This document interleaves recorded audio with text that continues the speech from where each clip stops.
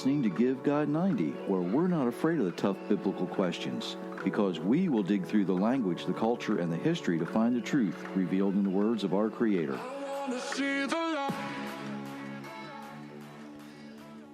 A happy Monday, everyone, or whenever you happen to be listening. Thank you for letting us spend some time with you. I am being carefully monitored and supervised. Yes, he is. Hello, everyone. Thanks for joining us. So,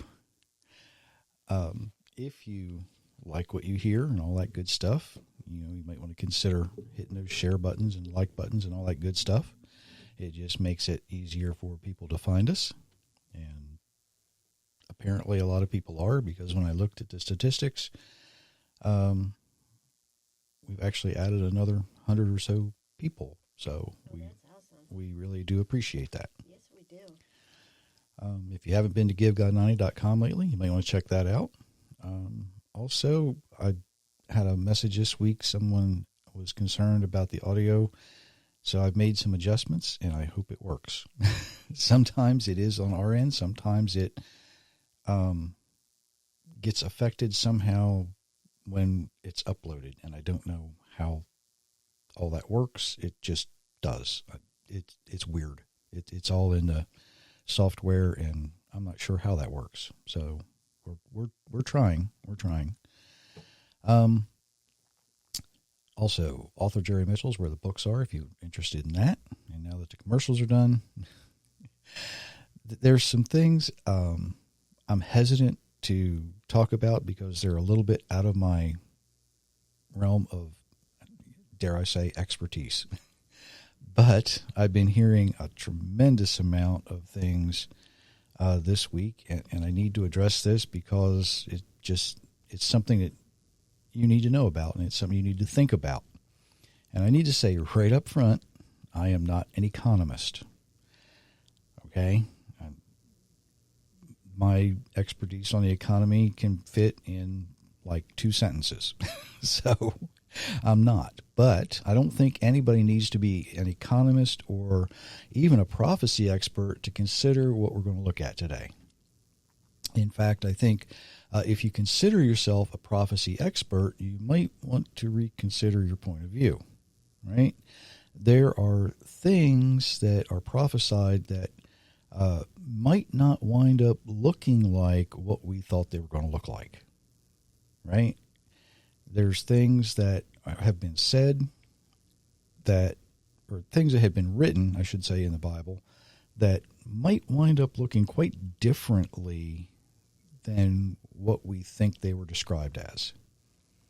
There may be things that are happening that might not align with what you thought was going to happen. And, before we really get started, I need to say there's things that are prophesied that have been accepted for years. And some of those things that we've been looking for aren't going to look like what we thought they were going to look like at all. And one of those things is what we're going to look at today. I don't consider myself a prophet, not at all. Don't want that title. I use the Bible as a guide. The writer of Hebrews actually writes that contained in the law are shadows of things to come. And I think that the prophets also contain those things as well. I've said in the past that there are willing and unwilling participants in the plan of our Creator. The willing participants are kind of easy to find. There's Noah, Abraham, Moses, although he did take some convincing, right? Joseph would have been a willing participant. Even the disciples of Yeshua, Jesus, were willing participants. Now, the unwilling participants, but they play a role, are people like Haman, who tried to destroy the Jewish people. They include unnamed people, like the Roman soldier that nailed Yeshua, Jesus, to the cross. He wasn't religious. He was simply doing the job that he was tasked to do. Pilate, he really didn't have, dare I say, a dog in the fight, really.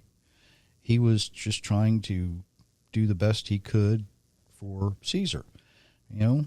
He could be considered an unwilling participant. He really didn't want anything to do with the crucifixion. He was trying to get out of it. But he got cornered by the situation and really left with no choice. Jezebel, who tried to destroy Elijah, she was an enemy of the Creator. She didn't want any part of his plan. She was battling it as righteously as she could, or unrighteously as she could, as the case may be. But she wound up playing a very important role. Now, did any of the unwilling participants understand that their actions would have the outcome they did? Well, probably not. They had their own agenda. They were trying to force their own agenda. Excuse me. Potiphar, he had no idea putting Joseph in jail would pave the way for him to wind up being second only to Pharaoh in Egypt, right? Pilate had no way to know that sentencing Yeshua Jesus to crucifixion would begin a movement that would reshape the world of religion as we know it. Daniel, he was certainly a willing participant, but the four kings he served under were not. They were unwilling participants. Did they have any way of knowing their actions would be recorded in the books of history as putting Daniel in a position of prominence? I kind of doubt it. Even today, we see world leaders who are interested in money or power, and they're doing things that our Creator will eventually use for His glory. And that kind of sets the stage for what I want to look at. And there is a phenomenon, I guess we could say, that is beginning in the world, and that is digital currency or cryptocurrency. That's just kind of a weird thing because only a few years ago, nobody heard of this stuff, right? And while most of the world is allowing the use of digital or cryptocurrency in the private sector, Vietnam's actually using it in the government. Now, you might wonder what this has to do with the Bible. Well, it has quite a lot to do with the Bible, mostly from a prophetic point of view, right? Because we're speaking prophetically, a lot of what I'm going to say is going to be speculation, and I hate speculation. I hate eschatology because it relies on speculation. We don't know exactly how things are going to play out, but we can sort of look at it and think, well, this could happen, that could happen. It's all speculation. But if we're looking for something along those lines, it may help us understand, right? And what I'm going to look at is just one possibility.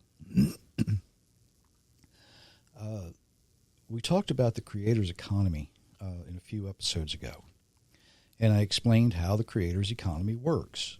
So, He designed it so it's necessary for people to have that face-to-face negotiation. If I have something you want, you come to me, and if you have something I want, we negotiate a price or a trade. Much like Abraham negotiated a price for the land that he bought to bury Sarah after she died. The Creator likes us to have that human interaction. He wants us to meet together and come to an agreement. But digital or cryptocurrency is just the opposite, isn't it?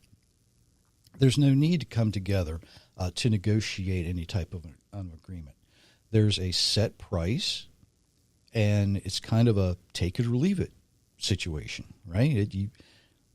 It's like buying a candy bar. Candy bar is 50 cents. Well, I don't think there's any candy bars 50 cents anymore. I haven't bought one in quite a while. Whatever they might be. Then You either buy it or you don't. But the digital world operates in a much, much larger sense.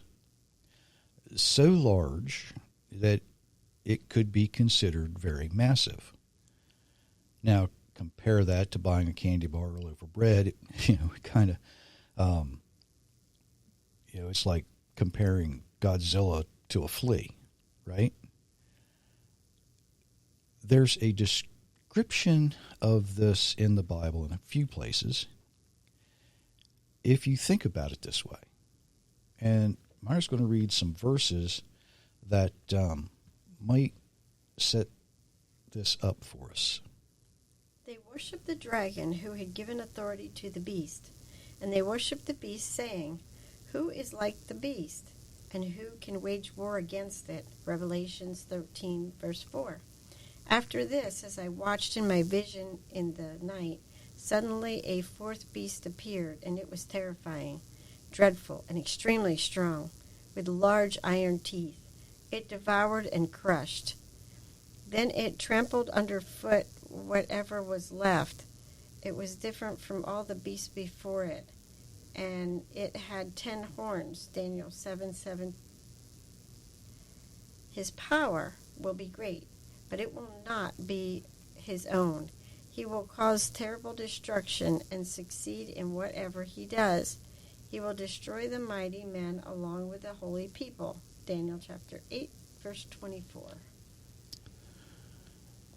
So let me put this together in a way that you probably haven't thought of before.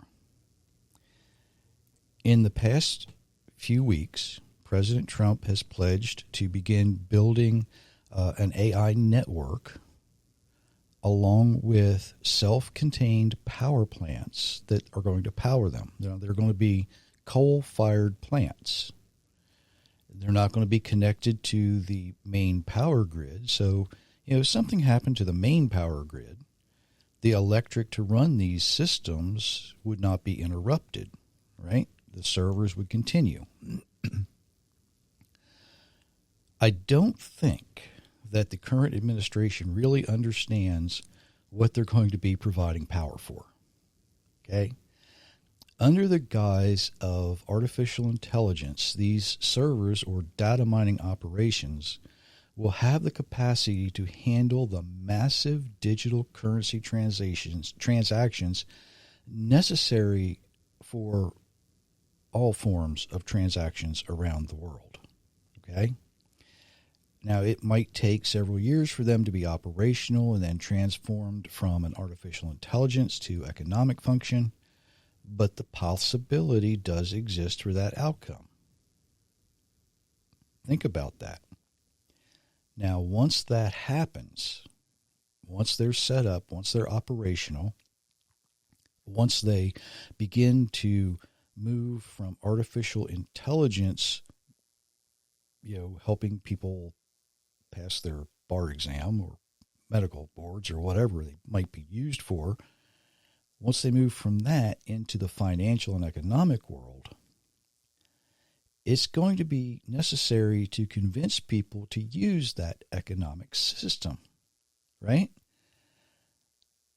Now, let me pause here and say, I do know that among the Amish communities in the United States, they're already getting ready for this.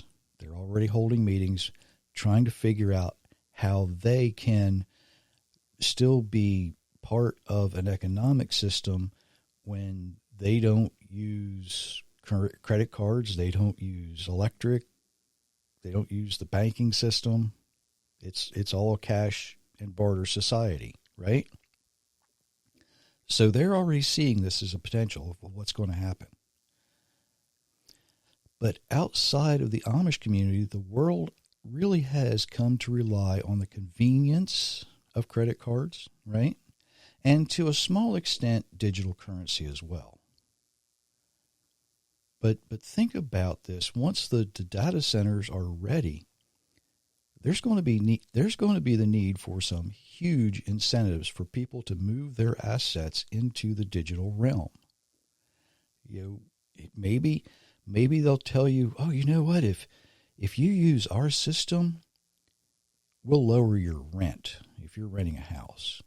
If you use our system, we'll lower your mortgage payments, right?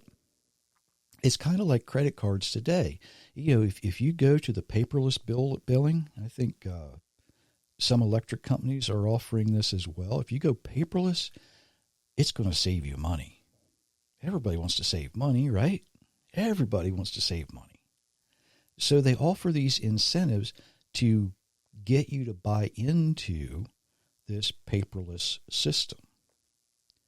You know, maybe they're going to sell it as, oh, you know, it's going to be so convenient. You won't need to carry cash. You won't need to carry credit cards.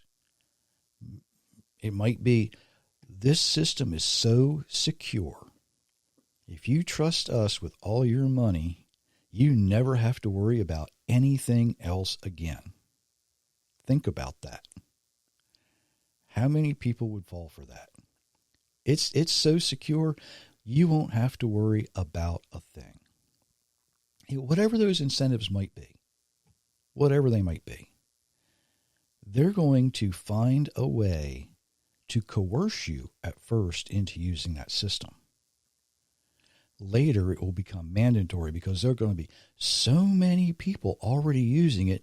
It's just silly to keep printing cash money. It's just silly to operate outside of anything digital. It's just, oh, there's so many people that trust us. It's working so well. You can bank on our system. You see how they get you to do that? Because you won't be able to use anything else.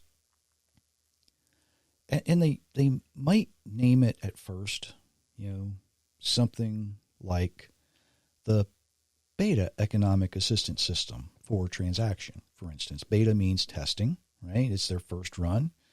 So it'll be the Beta Economic Assistance System for transaction. Later on, they might change the name of it after everybody is, you know, has bought into this, everybody's using it. Then it could be something like the Better Economic Asset System of Transaction. Let me say this again. Better begins with B, economic, E, assistance, A, system, S, transaction, T. In English, it's B-E-A-S-T or beast. I'm not saying this is what it's going to be named. I'm just saying it's a possibility. I'm speculating, remember? So, for you Christians out there, and now you're probably wondering, is this the mark of the beast? No, that comes later. That comes later.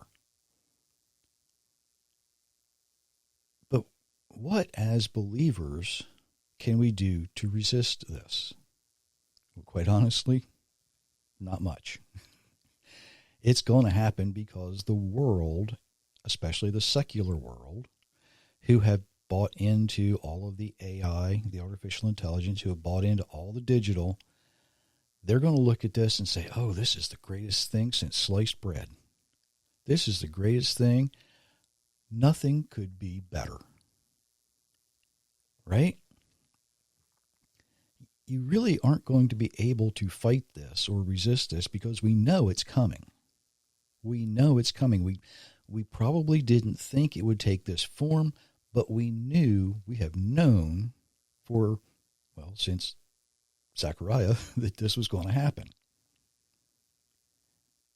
You can't do anything until the system becomes so massive and so overloaded that the system itself is going to crash. The system itself will crash. And when that happens, all of your finances simply vanish into thin air. Think about that.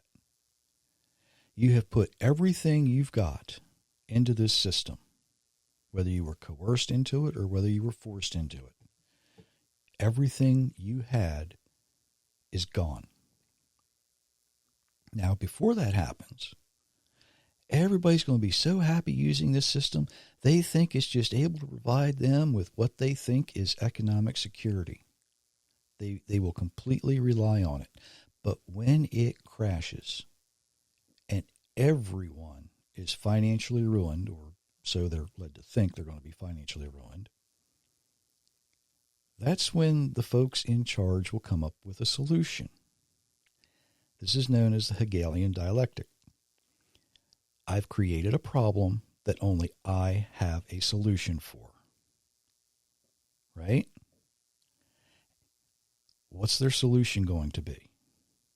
Their solution is going to be, we'll give you a free tattoo.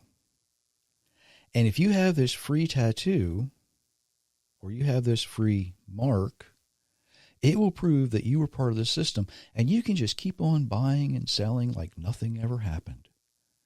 There's no such thing as real money anymore. There's no such thing as a real economy anymore, because all you need, you show that mark, and it proves you were part of the system.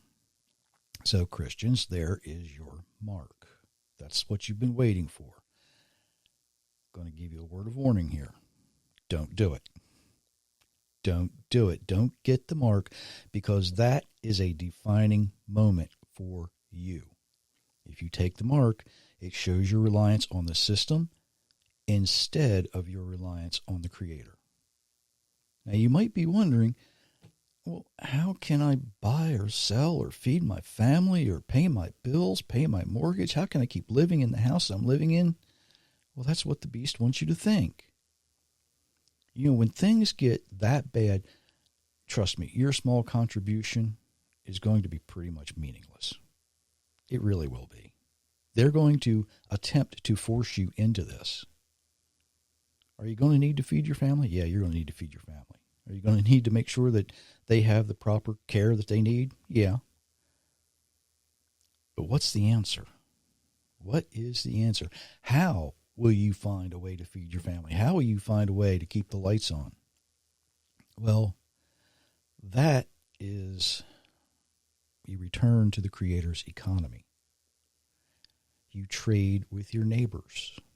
If they have something you need and you have something they need, you figure out what's fair, and together you come up with a solution. Now, you might be hearing this and thinking, well, I'm going to be old by that point. I'm not going to be able to do much. What am I supposed to do? And I'm thinking of, you know, some of the widows who might be sitting around. Can you knit? Can you knit socks? Can you knit sweaters? Can you make clothes? You can trade those things for what you need. That's the Creator's economy. Maybe you're thinking, well, what if I wind up in a nursing home? What if I'm bedridden? Well, unless you're in a coma, don't get the mark. Okay? Don't get it. Let them, you know, if you're in a nursing home, let them put you out on the street. It's better to leave this world when you're headed for the New Jerusalem than to miss the new earth entirely, right? You know, Isaiah 57. Think about this. Isaiah 57, verses 1 and 2. The righteous perish, and no one takes it to heart. Devout men are swept away, while no one considers. No one considers the righteous are guided from the presence of evil. Those who walk uprightly enter into peace. They find rest lying down in death. Whatever you do, don't accept the mark. You didn't realize that was in Isaiah, did you? I need to remind you, once again, this is speculation on my part. This is one reason that I don't like eschatology, because it really is mainly speculation, and nobody knows what the end of this age will actually look like. Nobody really knows how this is going to play out. But take a moment to think about what I just said and ask if it makes sense. A worldwide system that it first provides you with economic security and it lulls you into this false sense of peace and tranquility. And then, like that little cute puppy that you have that gets bitten by a rabid animal, it suddenly turns on you and bites the hand that feeds it, and it infects the owner with a deadly disease. The only cure for that disease is our Creator, and placing your complete trust in Him, not a system, not any person, in the Almighty Himself. Even if you don't agree with what I just said, and even if this doesn't play out the way I described, I think it's going to be close. You need to be ready for anything, because even though we don't know what it's going to look like exactly, and it might not happen exactly the way we think it's going to look, the way we think it might have been described, it's going to happen in some form or fashion. Something will happen to cause you to be drawn into that false sense of security, and it's going to turn on you. And their solution,